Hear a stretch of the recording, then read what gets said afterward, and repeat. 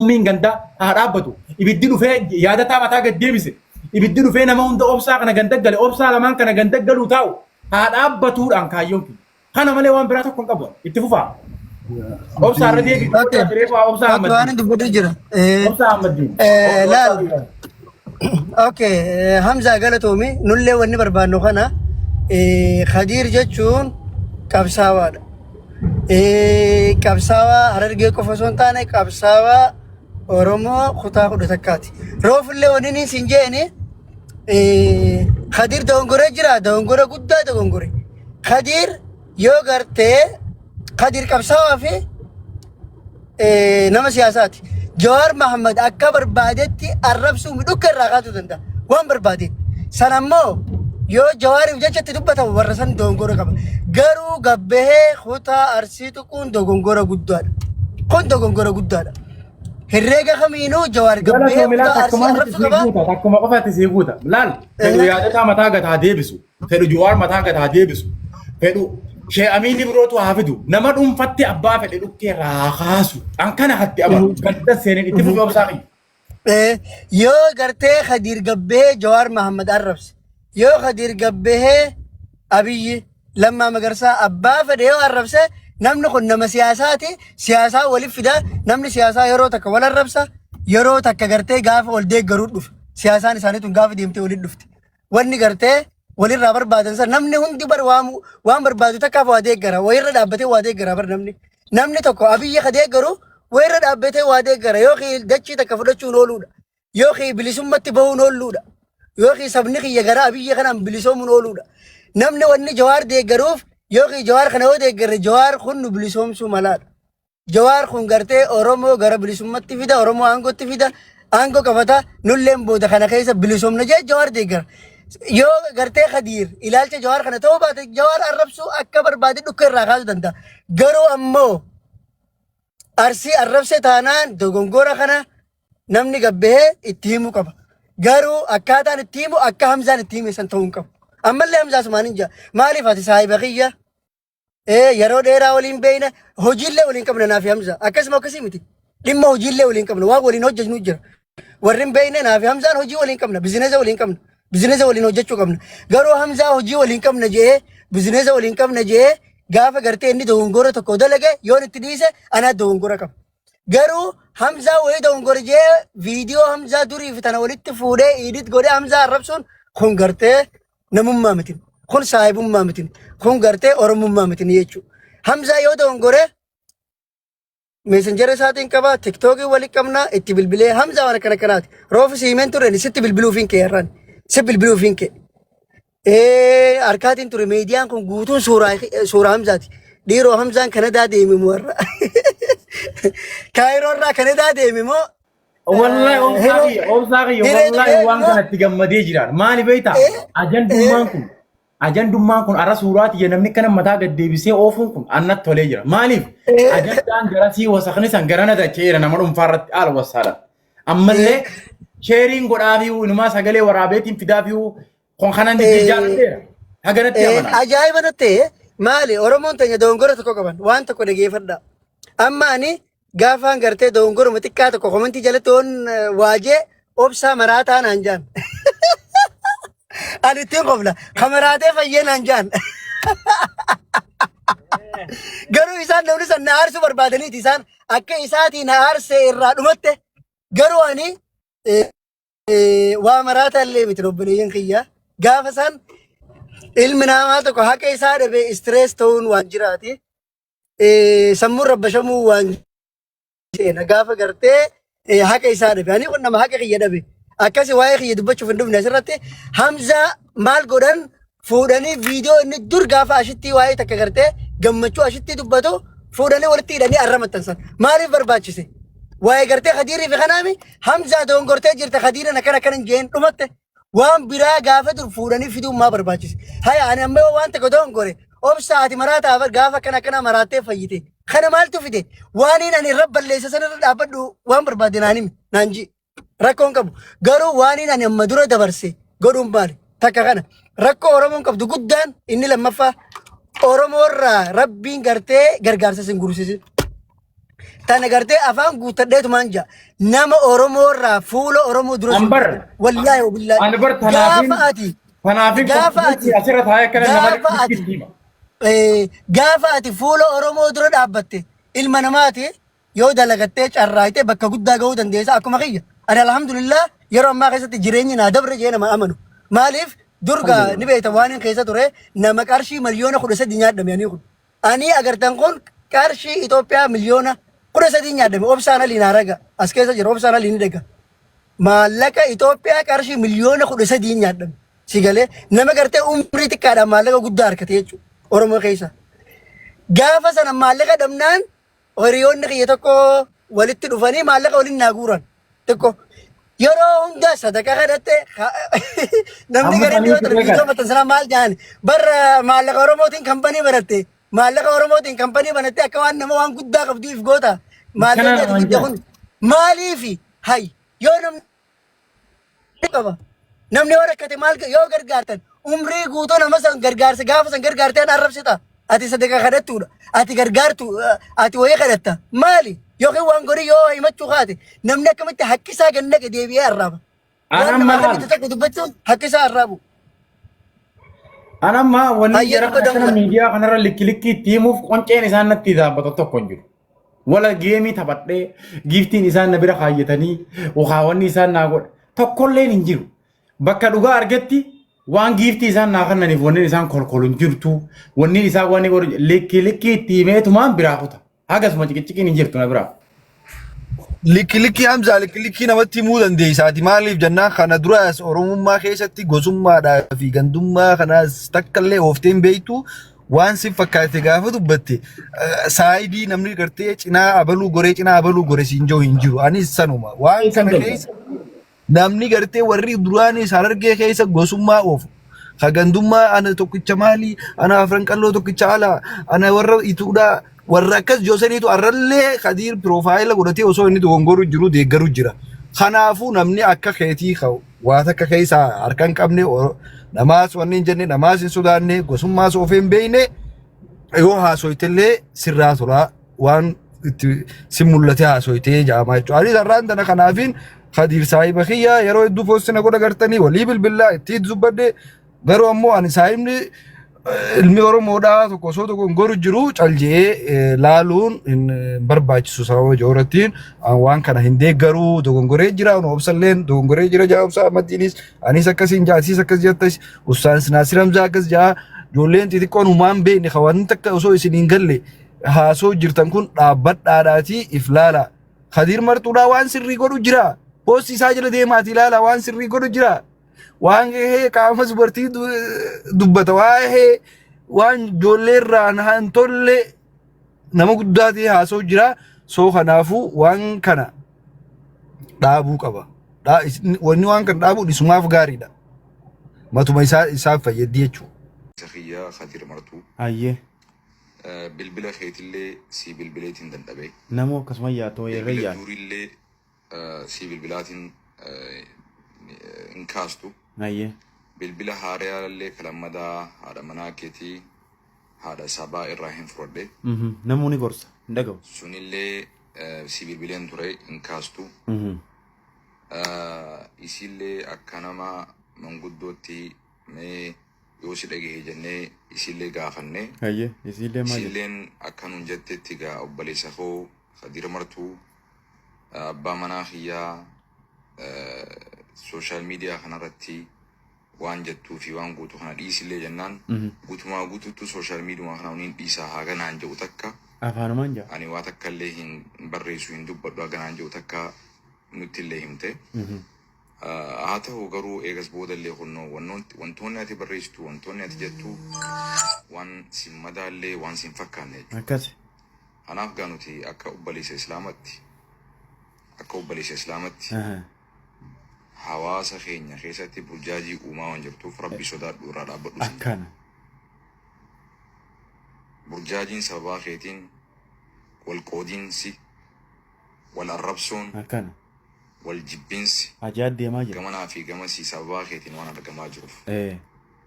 Osoo sila arraan tanaa si bira jiraadhee telefoona san sirraa hin fuudhu. Namni hundi karoora kana qabu. yeroodhaaf osoo telefoona guututti firraa dhiistee sooshaal miidiyaa fayyadamuu dhiiste. Namni hundi karoora kana qaba. Dirqamaatu narra jira dubbatuun. Ustaazonni hundi Maaliif dhufuu eega qabu. sooshaal miidiyaarra waliin jiraanne fuula rabbii duratti obboleessa keessaniif maal gootanii jee rabbiin Ustaazonni hundi sheekotiin hundi gad dhuftee waan kana likki deemuu danda'uu qabdi. obboleessa keessan kanama miidhaa jiru harka qabaa jee rasulli. Alayhi salaatu wassalaam. Ha miidhamaa jirus miidhaa jalaa baasaa nun jee dirqama nurra jira. Akkana. Dirqama amantii nurra jira. Akkana. Dirqama nuti hundi irraa itti gaafatamnutu jira jechuudha. Akkana.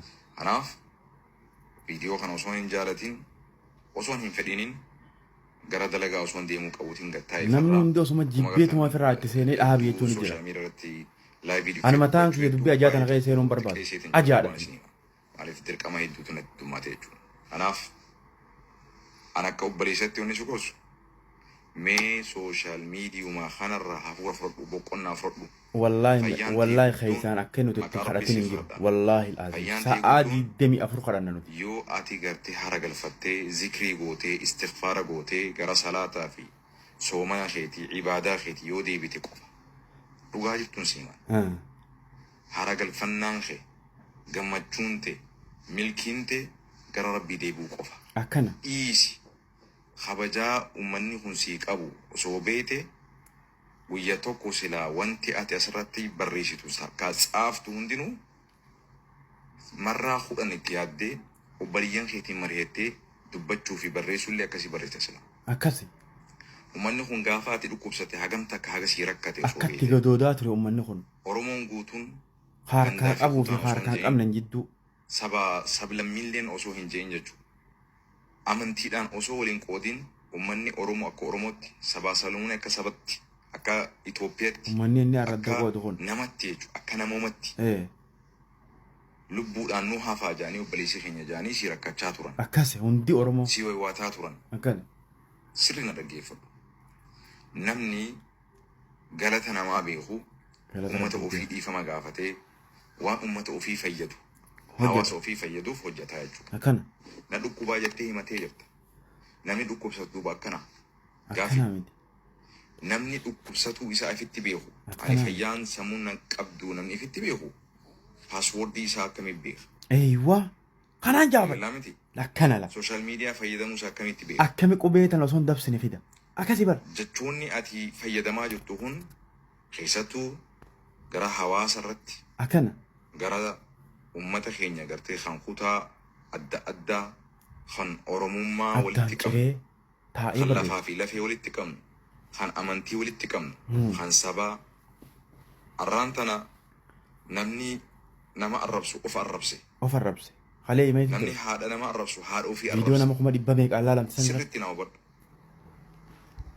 dubartii teenya arrabsaa jirta lammaffaa Akkana. Harargeen akka arrabamtu godhaa dubartii jira. teenya asirratti qeeqaa jirta daangaa amantii akka malee tarsaasaa jirta dhaabbadhu waliin jechuun dirqama ammaan ta'a Dirqama sheekotiin hundi dhufuu qabdi.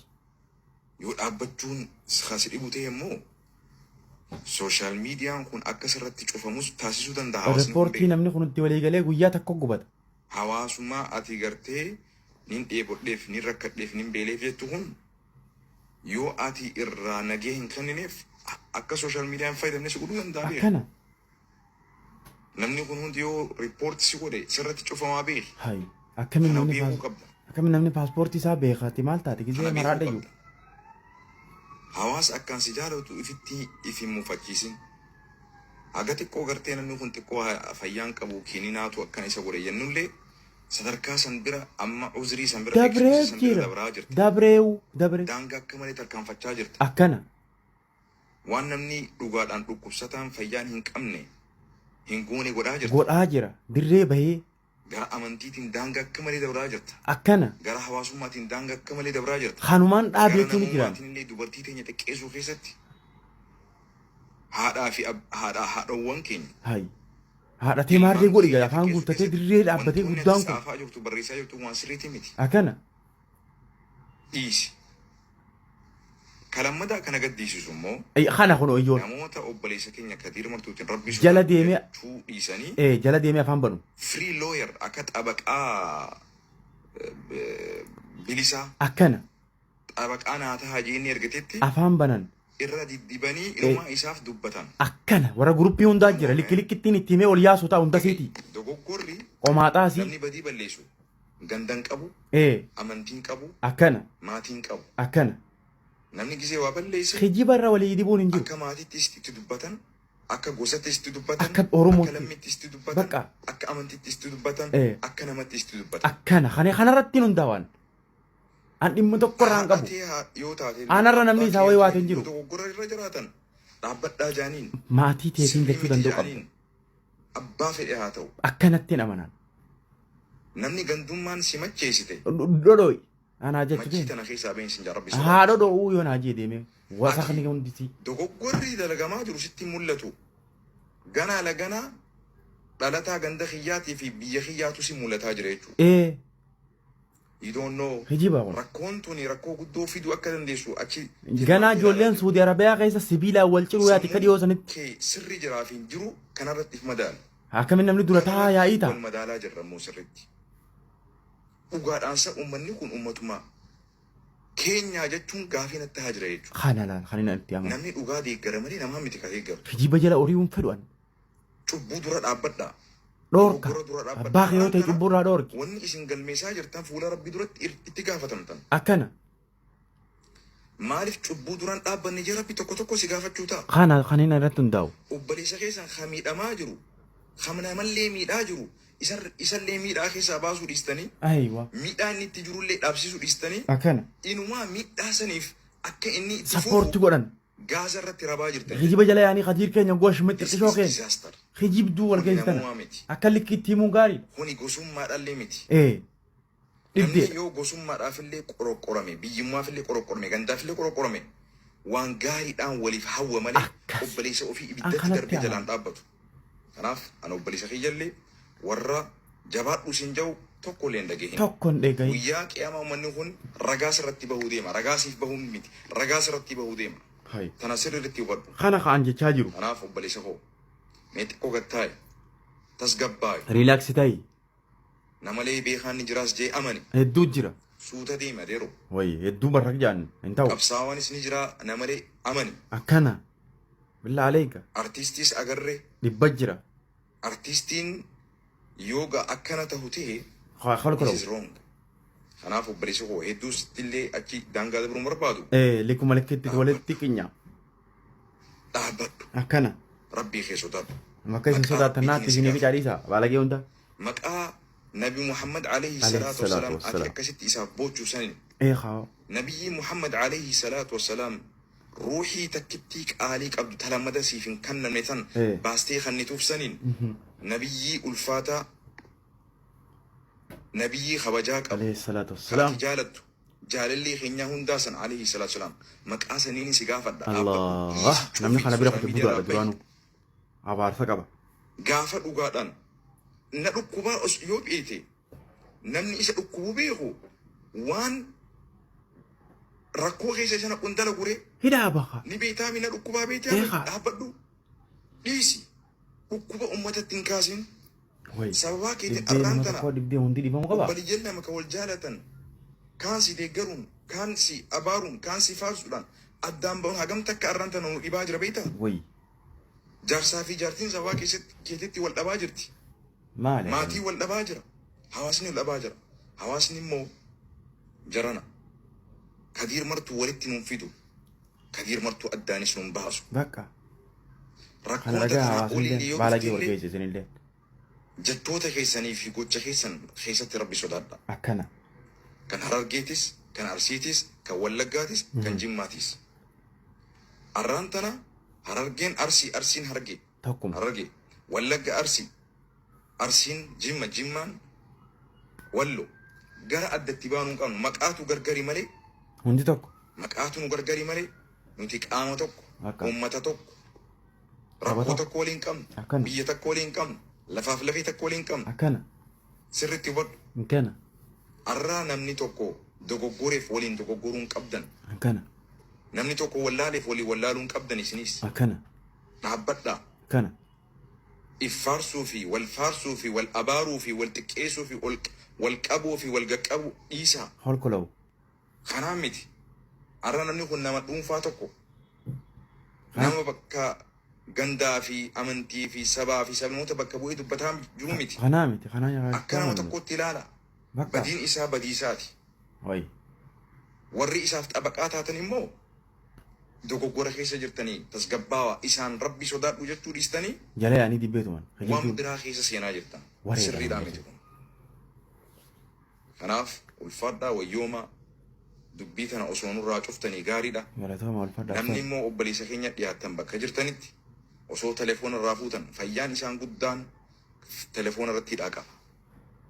Fayyaan Kan nu jaabarra fayyaa qabaachuu isaa nama paaspoortii beeku nama komantii adda adda beeku nama barreeffama harargee fi arsii adda adda qoodee fidee barreessuutu dhukkubaa isa gidee yaaddan isa. bilbilatu. Hawaasa isaa rakkatee, isaa beelawee, isaa dheebotee, isa jaalatu. Qalbii fittiin cabsin qalbii uummatarraan haftu. Wayi. Qalbii uummatarraan haftu. Akka bubbeessi fuudhama qalbiin uummataa. Aalimaa fi beekaa fi sheekaa fi hawaasa guddaa kanarraan haftu. Bakka. Rabbii gaditti hawaasa kanaan jirta adeero. Akkana. Rabbii gaditti arra hawaasa namni kutaa tokko tuqe Oromoo fi Oromiyaa guutuu tuqe. Sheekootiin guutuun gabbaatii mastaqaa keessan kannaa. An tokko tokkotti. Warri abalu sarara diimaa, abalu akkasii, abalu walii jettanis dhaabbadhaa qabdi. Isin ka dubbii uusaa jiru. Isin ka fitnaa kaasaa jiru. Isa. Kun bakka irraa dhufanii beeknaa waan qabu uummanni isin kaan sarara diimaa maal diimaa jettaniin. Sarara diimaa kana bakka irraa dhufee Sun beeknaa. gandaaf hin dhalanne. Saba bira dabree Afrikaa bira dabree addunyaaf bu'aa buusaa jira. Hayyoonni keenyaas abbootiin qabeenyaa keenyaas hundinuu gandaa fi miti ganda isin odeessanii hin beekanu isaan. Hin dhageenye. Dhageenyutu hin beekan gandaa fi isin gandatti ganda deebistanii. Kana abar Namni haan eega jiru. achi deeme. Kana haan jiru warra. Ana samii gubbaan jira naan jaga nama kana tanuu kadiir martuu. Namni eega Dachii yaardii ofatti raasawaa. Udaan jee yaatu tan. Gandatti dhalannee malee gandaaf hin dhalannee jechuuf if wallaaltanii. Namni samii gubbaa jiru gaa kan dhufee hargatiya yaardii ofa raasawa. Ha gandaati. Oromoo kutaa kudha tokkootiin Afrikaaf yaaduu qaba namni guddaan ol deemu sababa maal taate. Udaan dhufee hargeetii qofa jee Oromoo adda jira namni Afrikatti silaatti deemee abiyyi Afrikaa maarree jee faasoo jiru. Hadiirummaan martuunu ifuma isaatiifu abiyyiin barnama Afrikaa kanaaf maarree qoxaaxareera jechaa ifi hargee qofa faarsee anammoo samii gubbaan jira jee mina ayinat kun mini. Gandummaatii fi gosummaatii fi noo. Maali wanti kana. Sadarkaan itti yaaduu qabdu sadarkaa guddina addunyaatti itti gaafatamummaa na jira malee. Akkana. Hoxxee ganda xiqqaa tokkoof itti gaafatamaadha jettee if xiqqeessuun qabdu gandi ati yaaddu kuni ganda guutuu addunyaatu itti abbaadha yaaduu qabda. Akkana. Wayi. Kana rabbiin kasi godhati. Ulfina akkasii qabda fitti beeri. Wayi. Kanaas gayyaa'ee ganda keessaa kaafaa fudhatee hawwii seenaa qottoo fudhatee muka waa Gosti jira. ati lakkaa'otu. Gandi ati lakkaa'otu.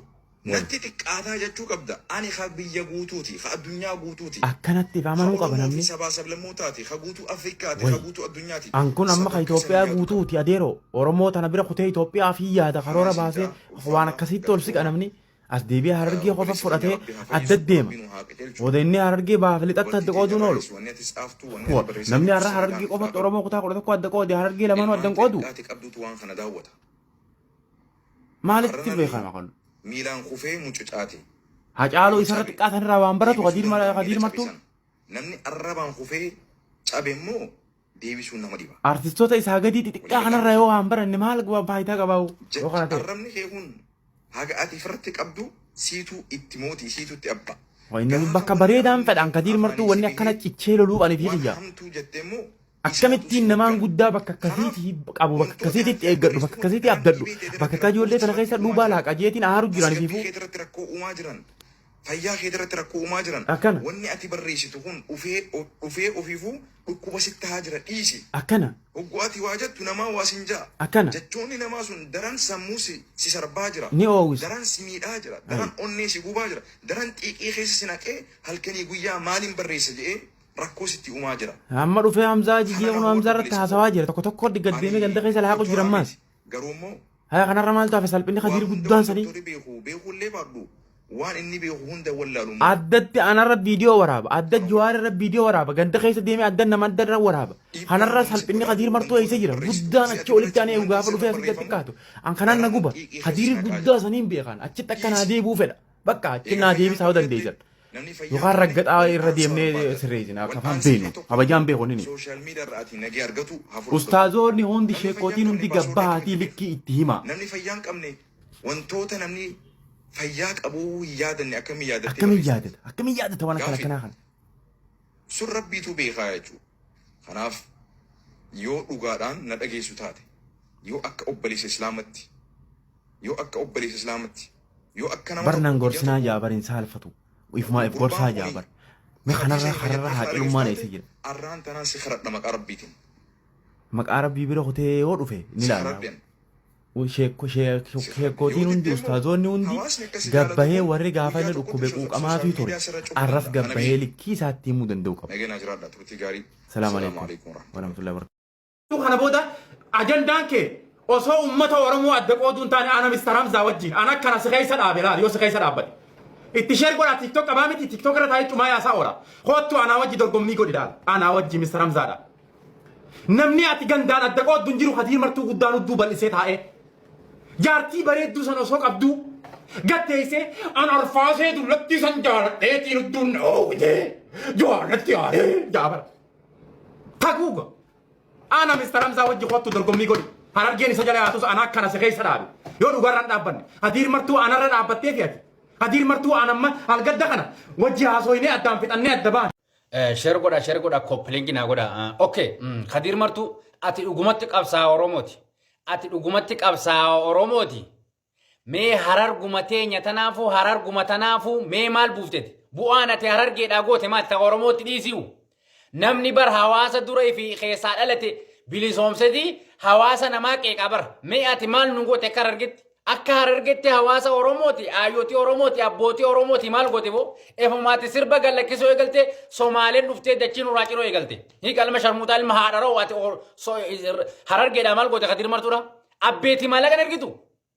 Abbeetii maallaqan ergitooti? Bakka ilkee tee tolfattu abbeetii maallaqa ergitee abbee huccuu uffata adda bilisummaa Oromoo keessaa gaara keessaa dhufee nagammaa jira bara. Abbee maraattu fakkaata. Ati maraattu fakkaata. Harargeen tak hiiqa.